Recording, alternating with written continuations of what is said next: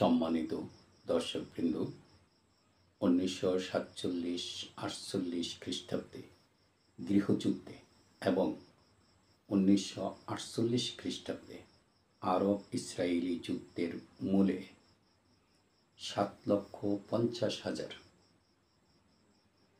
ফিলিস্তিনি আরবের জাতিগত নির্মূল ঘটে।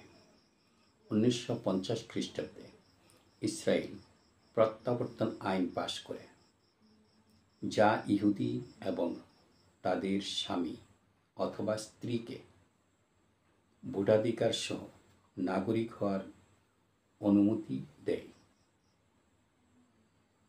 এরপর থেকে ইসরায়েল কোনো অবস্থাতেই প্যালেস্তাইনের যে স্বাধীনতা, প্যালেস্তাইনের যেই অধিকার, তা স্বীকার করতে রাজি হয়নি।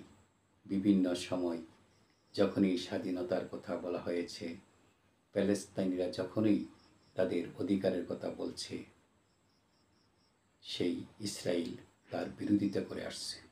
অদ্যাবধি তার এই বিরোধিতা চলছে।